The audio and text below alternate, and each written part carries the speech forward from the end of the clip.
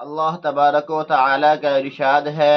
یا ایھا الذین آمنوا کتب علیکم الصیام، اے ایمان والو تم پر روزہ کو فرض کیا گیا ہے، کما کتب علی الذین من قبلکم، جیسا کہ تم سے پچھلی امتیوں پر، تم سے پہلی امتیوں پر فرض کیا گیا تھا، لعلکم تتقون، تاکہ تم متقی اور پرہیزگار بن جاؤ۔ یعنی روزہ کے مقصد کے عظیم ہونے کی وجہ سے، اس کی اہمیت کے پیش نظر، اس کے مقصد کے بلند و بالا ہونے کی وجہ سے ہم نے پچھلی امتیوں کو بھی اس کا مکلف بنایا تھا کہ وہ روزہ رکھیں۔ تو تم تو بہترین امت ہو، تمہیں خیر امت کے لقب سے ملقب کیا گیا ہے، تو تم کو اس نعمت عظمیٰ سے کیسے محروم رکھا جا سکتا تھا؟ لہذا تمہیں بھی حکم دیا گیا کہ تم روزہ رکھو،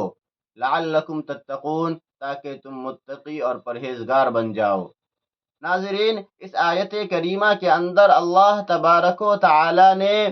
مسلمانوں پر روزہ کو فرض کیا ہے، اور ساتھ ہی ساتھ روزہ کے مقصد کو بھی بیان کیا ہے کہ روزہ رکھنے کا فائدہ کیا ہوگا، روزہ رکھنے سے ہمارے اندر کیا چیزیں آئیں گی، اس کو بھی بیان کیا ہے۔ چنانچہ اللہ تبارک و تعالی نے ارشاد فرمایا، لعلکم تتقون، تاکہ تم متقی اور پرہیزگار بن جاؤ، تمہارے اندر تقوی کی صفت پیدا ہو جائے، تم نیک بن جاؤ۔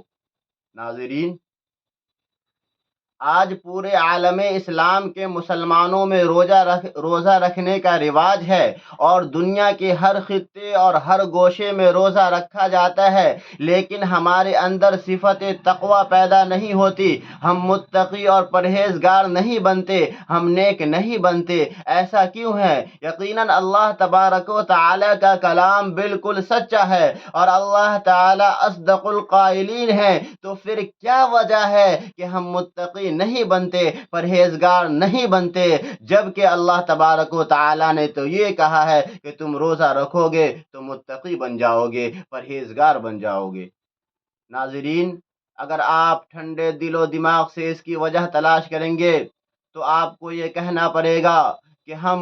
صبح صادق سے لے کر غروب آفتاب تک دھوپ کی تپش کو برداشت کر لیتے ہیں، پیاس کی شدت پر صبر کر لیتے ہیں، لیکن روزہ رکھنے کی حالت میں جن باتوں سے ہمیں منع کیا گیا ہے ہم ان سے نہیں رکتے ہیں۔ جھوٹ بولنا، دغا بازی، ایک دوسرے کی غیبت کرنا، گالی دینا، یہ سب چلتا ہی رہتا ہے، اور یہی وجہ ہے کہ جس کی وجہ سے ہم متقی اور پرہیزگار نہیں بنتے ہیں۔ چنانچہ بخاری شریف کی حدیث ہے، اللہ کے نبی حضرت محمد صلی اللہ علیہ وسلم فرماتے ہیں، من لم يدع قول الزور والعمل به فليس لله حاجة ان يدع طعامه وشرابه، کہ جو شخص روزہ رکھ کر بھی جھوٹ بولنا نہ چھوڑے، روزہ رکھ کر بھی غلط سلط کاموں میں پڑا رہے، تو پھر اللہ تبارک و تعالی کو ایسے بھوکے پیاسے رہنے کی کوئی ضرورت نہیں ہے، پھر ہمارے روزے کا فائدہ نہیں ہوگا، ہمیں اس پر ثواب نہیں ملے گا۔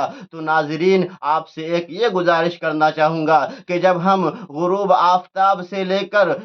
صبح صادق سے لے کر غروب آفتاب تک بھوکے پیاسے رہ جاتے ہیں، تو کیوں نہ ہم منکرات سے بچ جائیں، جن چیزوں سے اللہ نے منع کیا ہے، اللہ کے نبی نے منع کیا ہے، ہم ان چیزوں کو بالکل ترک کر دیں، تاکہ روزے کا مقصد ہم کو حاصل ہو جائے، ہم اللہ تبارک و تعالی کے بارگاہ میں محبوب اور مقبول بن جائیں۔ تو آئیے آج یہ ہم عہد کریں کہ اس رمضان میں گناہ کا کام نہیں کریں گے، ایک دوسرے کی غیبت نہیں کریں گے، جھوٹ نہیں بولیں گے، کسی کو نہیں ستائیں گے۔ چنانچہ اللہ کے نبی کا ارشاد ہے کہ روزے کی حالت میں روزہ دار کو چاہیے کہ وہ کسی سے بد کلامی نہ کرے، کسی کو گالی نہ دے، اگر سامنے والا شخص کوئی اس کو برا بھلا کہہ رہا ہے تو اسے صاف لفظوں میں کہہ دے، بھائی انی صائمن، کہ میں روزہ دار ہوں، میں ابھی اس حالت میں کچھ بھی غلط سلط انٹ سنٹ کام نہیں کر سکتا۔ اللہ تبارک و تعالی سے دعا ہے کہ اللہ تعالی ہمیں